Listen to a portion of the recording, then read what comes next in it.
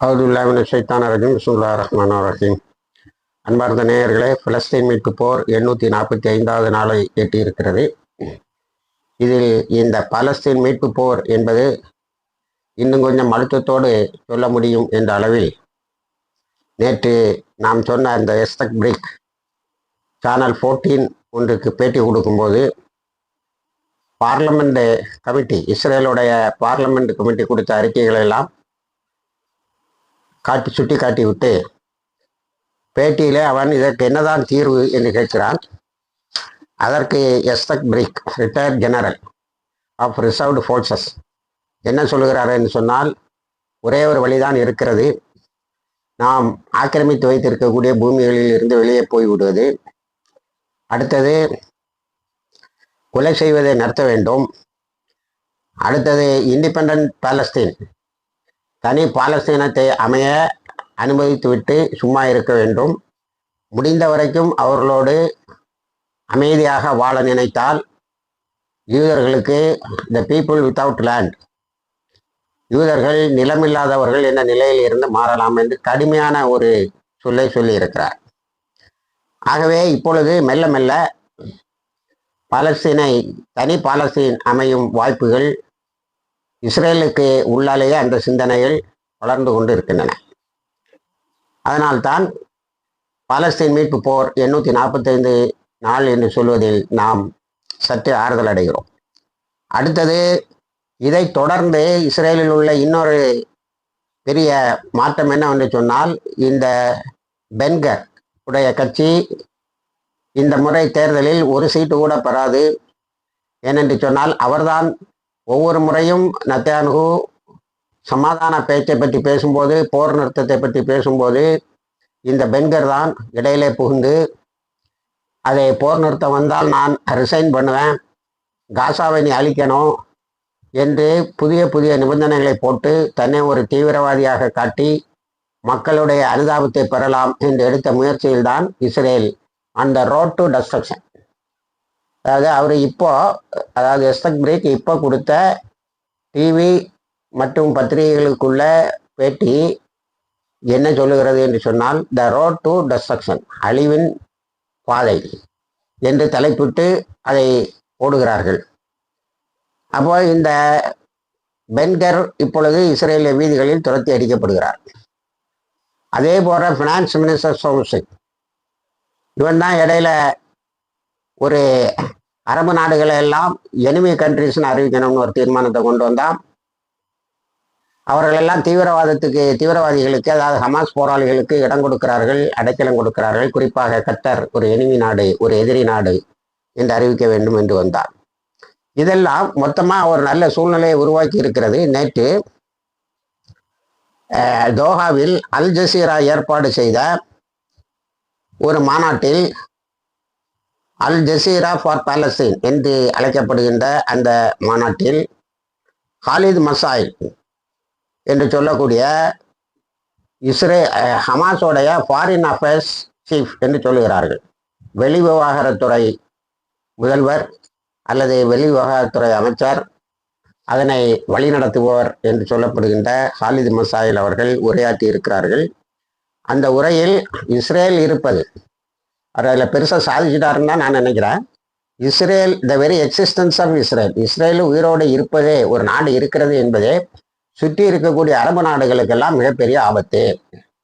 அது அணு ஆயுதத்தை எந்த நிபந்தனையுமின்றி வளர்த்து கொண்டு இருக்கிறது. ஆனால் சுற்றி இருக்கக்கூடிய எல்லா நாடுகளும் எந்த நாடும் அணு ஆயுதத்தை வைத்துக் கொள்ளக்கூடாது என்று ஒரு நிபந்தனையை ஐக்கிய நாடுகள் சபையும் அமெரிக்காவும் முன்னிட்டு செயல்படுத்துகின்றன. இந்த சுப்பீரியாரிட்டி அவர்கள் உங்களை, அதாவது இஸ்ரேலுக்கு இருக்கக்கூடிய இந்த மேலாதிக்கம் உங்களை எப்பொழுது வேண்டுமானாலும் அளிக்கும். ஏனென்று சொன்னால், அகண்ட இஸ்ரேலுடைய ஒரு பகுதி.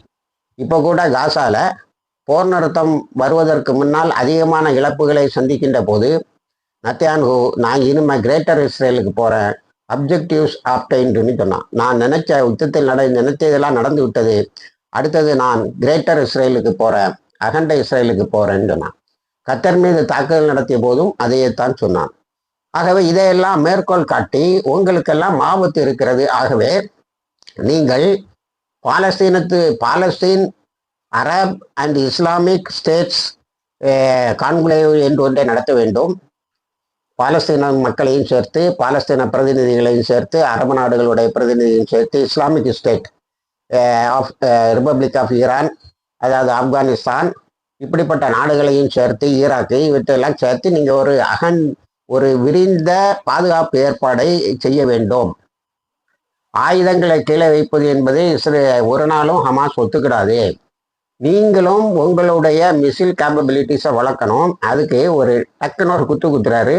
இதுக்கு நீங்க அமெரிக்காவை சார்ந்து இருந்தால் ஒரு நாள் நடக்காது. ஈரானை போல் சக்தி உள்ள நாடுகளாக நீங்கள் மாற வேண்டும்.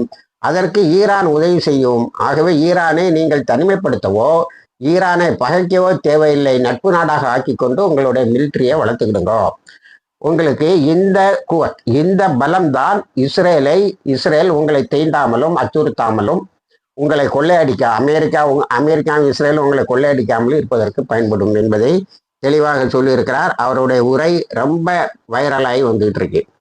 ஆக இதுக்கு முன்னாடி டோஹா கான்ஃபரன்ஸ் நடந்ததில் 200 பில்லியன் ரியால்ஸ் கலெக்ஷன் ஆச்சு. இதுலேயும் ஒரு பெரிய அமௌண்ட் கலெக்ஷன் ஆகும்னு தெரியுது. எந்த அளவுக்கு ஒரு நம்பிக்கை பிறக்கிறது என்று சொன்னால், காசாவை மறு கட்டுமானத்திற்கு அமெரிக்கா உருவாக்குற போட்டி ஐக்கிய நாடுகள் சபையாக போர்ட் ஆஃப் பீஸ் தேவைப்படாது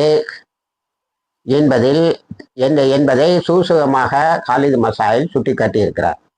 அதே போல காலித் மசாயிலினுடைய உரையில் மிகவும் தெளிவாக தெரிவது, காசாவுக்குள்ளால போர்ட் ஆஃப் பீஸ்ன்னு சொன்னாலும் சரி, ஸ்டெபிலைசேஷன் ஃபோர்ஸ்ன்னு வந்தாலும் சரி, ரெண்டையுமே நாங்கள் பாலஸ்தீன மக்களுக்கு அதிகாரத்தை கொடுக்கவில்லை என்றால் ரெண்டையுமே நாங்கள் அங்கீகரிக்க மாட்டோம். we are ready to fight-ங்கிற, நாங்கள் சண்டையிடுவதற்கு தயாராக இருக்கிறோம். ஆகவே இது ஒரு ஃபண்டு கலெக்ஷன் மெஷின். அது ட்ரம்ப் கையில் வச்சுக்குவார். நம்ம பிஎம் கேர்ஸ் மாதிரிங்க, அவரே கையில் வச்சு அவரே முடிஞ்சா கொடுப்பாரு, இல்லைன்னா கொடுக்க மாட்டார். அந்த சுக்கான அவர் கையில் எடுக்கிறாரு.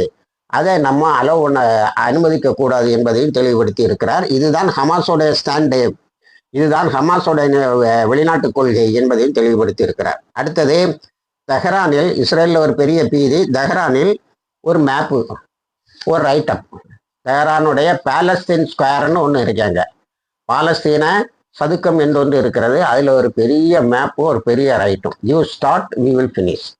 நீங்கள் தொடங்குங்கள், நாங்கள் முடித்து விடுவோம் என்று இஸ்ரேலை சொல்லி இருக்கிறார்கள். அடுத்தது, சென்ட்ரல் இஸ்ரேலுடைய பகுதிகளையும் இஸ்ரேலுடைய இதர முக்கிய நகரங்களுடைய பகுதிகளையும் அதில் அடையாளம் போட்டு, எங்கள் மிசில்கள் தயாராக இருக்கிறது உன்னை தாக்குவதற்கு என்று அந்த வரைபடம் காட்டுகிறது.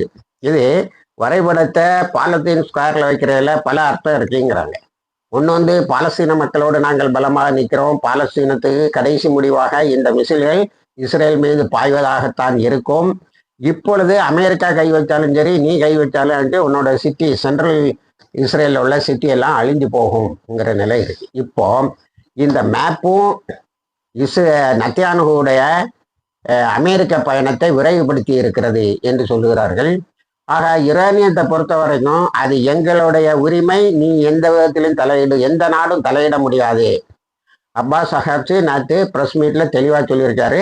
ஒரு யுத்தத்துக்கு பிறகுதான் நாங்கள் அணு ஆயுதத்தை பெற முடியும் என்று சொன்னால், ஒரு யுத்தத்தை நடத்தி பார்த்து விட்டு நாங்கள் அணு ஆயுதத்தை பெறுவோம் என்று சொல்லியிருக்கிறார். இதனிடையே ஒரு டிஸ்கஷன் நம்ம ஊடகங்களில் போயிட்டு இருக்கு. 47 ஆண்டு காலமாக, 47 வருஷம் ஆச்சு ஈரானில் இஸ்லாமிய புரட்சி மூலம் Islamic State of Iran Islamic ரிப்பப்ளிக்காக மாறினது. இந்த 47 வருஷத்தில் என்னென்ன டெவலப்மெண்ட் வந்திருக்குன்னு சொன்னால், 47வது வருஷத்துல ஈரான் ஒரு காலனி நாடாக, அமெரிக்காவினுடைய காலனி நாடாக, கொள்ளையடிக்கும் நாடாக, அது அதனுடைய இராணுவ தளத்தின் நாடாக இருந்தது. இப்பொழுது அமெரிக்காவை தாக்குவோம் என்ற அளவுக்கு வலுப்பெற்ற நாடாக மாறி இருக்கிறது.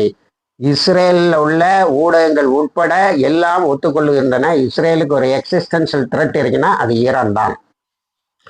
ஈரானில் அடி வாங்கித்தான் இஸ்ரேல் அழியும் என்பதும் சொல்லப்பட்டிருக்கிறதுன்னு ஒரு டிஸ்கஷன் எல்லா இடம் ஓடிட்டு இருக்கு. அதை நம்ம விரிவாக அந்த 47 வருஷத்துல என்னென்ன நடந்தது, அதுக்கு முன்னாடி என்னென்ன நடந்ததுங்கிறத வேறொரு காணொலியில் பார்க்கலாம். அடுத்தது, இந்த ஈரான் பயத்தை தொடர்ந்து ரமலான் பயம் இஸ்ரேலுக்கு வந்திருக்கிறது. அது என்னவென்று சொன்னால், ரமலான்ல பாலஸ்தீன மக்கள் அதிகமாக அல் அக்ஸா பள்ளிவாசலில் தொழுவதாக இருக்கிறார்கள். அதனால நேற்று ஒரு அந்த இளைஞர்கள் கூட்டுக்குழுவை ஒன்று நான் உங்கள்கிட்ட சொன்னேன். அவனை ராப்பகலாக உழைச்சி 70,000 பேரை ஒவ்வொரு ஜும்மாலையும் கொண்டு வந்து சேர்த்துறான், இஸ்ரேலுடைய கெடுபிடிகளை எல்லாம் தாண்டி. அந்த 4 பேரில் 2 பேரை அழைத்து, அதாவது அந்த 2 பேருக்கு பேன் ஆர்டர், எங்க 6 மாசத்துக்கு நீங்கள் அல் அக்ஸாவுக்குள்ளால் நுழையக்கூடாது என்று உத்தரவை பிறப்பித்திருக்கிறது இஸ்ரேல். அந்த அதே போல இன்னொரு சகோதரி, அந்த சகோதரிக்கும் அவ வெளிநாட்டுக்கே போனா இவனுக்கு பெரிய ஆபத்தான். அதாவது அவளுடைய வெளிநாட்டு பயணங்கள் வெளிநாடுகளில் உள்ளவர்களை அல் அக்ஸா பள்ளிவாசலுக்கு ரமலான்ல வர வைக்குது. அதனால அந்த சகோதரியும் போகக்கூடாது, வெளிநாடுகளுக்கு போகக்கூடாது. எத்தனை ரமலான் முடிகிற வரைக்கும் போகக்கூடாது. 6 மாசத்துக்கு அல் அக்ஸா பள்ளிவாசலுக்கு பக்கத்திலே போகக்கூடாது என்று கேக் ஆர்டர்களை அது பிறப்பித்திருக்கிறது.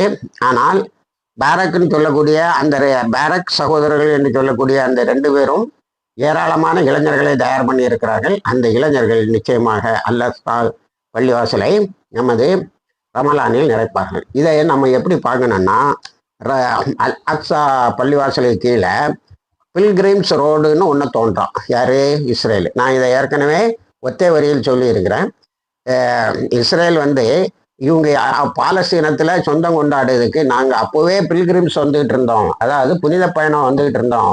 அது இந்த டனல்ஸ் வழியாக தான் வந்தோம், இந்த சுரங்கப்பாதை வழியாக தான் வந்தோம். அது எங்கே போய் நிற்கினா அல் அக்ஸா கீழே போய் நிற்கிது அப்படின்னு சொல்லி ஒரு ஹிஸ்ட்ரியை இது பண்ணுறான். அப்போ அதை ஹமாஸும் பாலஸ்தீன் இஸ்லாமிக் ஜிஹாதும் அல் அஹ்ரார் மூமெண்ட்னு சொல்லக்கூடிய ஒரு மூமெண்ட்டும் சேர்ந்து ஒரு அறிக்கையில் என்ன சொல்லியிருக்காங்கன்னா, புது பாலஸ்தீன வரலாற்றை எழுதுகிறார்கள், இந்த அரபு நாடுகள் கண்டுக்காமே இருக்குது. இந்த ஜோர்டான் தான் இதில் பெரிய ரெசிஸ்டன்ஸ் கொடுக்கணும், அதுவும் கொடுக்கல.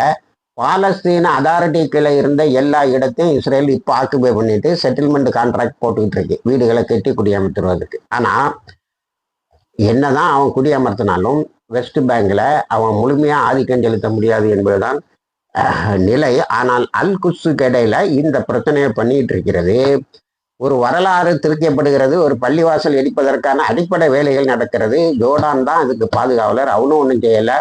லோக்கல்ல பாலஸ்தீன அதாரிட்டி இஸ்ரேலுக்கு கூடவே விழுந்து கிடக்கான். இந்த அரபு நாடுகளில் எங்கேயுமே அதை பற்றி பேசலை. அதனால ஹாலித் மசாயில் தன்னுடைய உரைக்கு என்ன பெயர் வச்சாருன்னா, ஆபரேஷன் டிசைசிவ் ஸ்டாம்னு பெயர் வச்சார். அல் அக்ஸா ஆபரேஷன் டிசைசிவ் ஸ்டாம். அதாவது நாம் அல் அக்ஸா பள்ளிவாசல் குறித்து தெளிவான முடிவுகளை எடுக்க வேண்டும் என்று அரபு நாளுக்கு இடையே ஒரு உரையாற்றி இருக்கிறார்.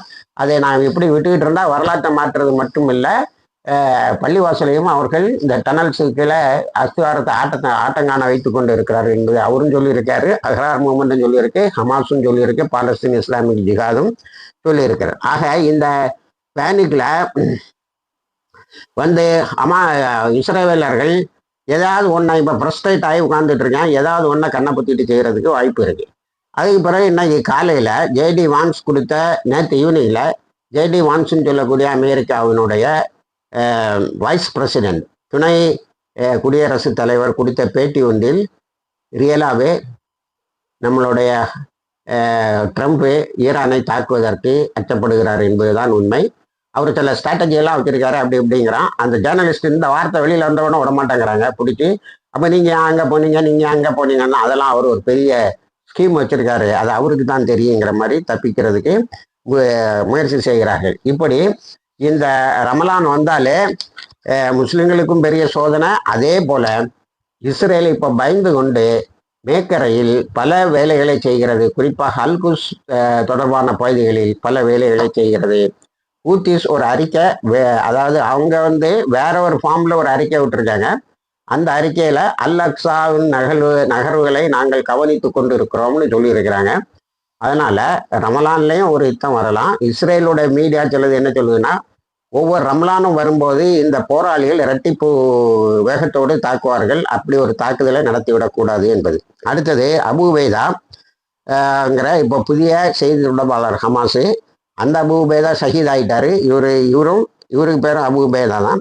இந்த டனல்ஸில் நேற்று நான் அவங்கள்ட்ட சொன்னேன், அந்த பம்பாஸுங்கன்னு சொல்லக்கூடிய த டெவில் ஆஃப் டெத் கொலை செய்த பிறகு அந்த டனல்ஸுக்கு உள்ளால இருந்த போராளிகள் வெளியே வந்திருக்கிறார்கள். அது மட்டும் இல்லை, அவர்கள் இஸ்ரேலிய இராணுவத்தோடு சண்டை போட்டிருக்காங்க. அதில் இங்கே 4 பேர் ஷஹீதாக இருக்காங்க, அங்கே 47 பேர் காயமடைந்து இருக்கிறார்கள்.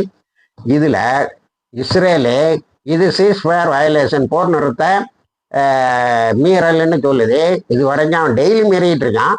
ஆனால் ஹமாஸ் போராளிகள் என்ன சொல்லியிருக்காங்கன்னா, இதெல்லாம் உன்னோட எல்லோ லைனில் நடக்கிறது. எல்லோ லைனில் நடக்கிறதுக்கு நீ தான் பொறுப்பை தவிர நாங்கள் பொறுப்பல்ல. நீ தான் போர் நிறுத்த மீறலை தவிர டனல்ஸில் இருந்த போராளிகளை கொலை செய்வதற்கு ஏற்பாடு பண்ணியிருந்தா அவங்க திரும்ப நிறைய சண்டை போட்டு இருக்கிறார்கள். அதில் ஷஹீதானவர்களை நாங்கள் பாராட்டுகிறோம் என்று சொல்லியிருக்கிறார்கள். அவர்களுக்கு துவா செய்வோம். இணைந்திருங்கள், தகவல்களை தருகிறோம். வாஹிர் தவானா அல்ஹம்துலில்லாஹி ரப்பில் ஆலமீன்.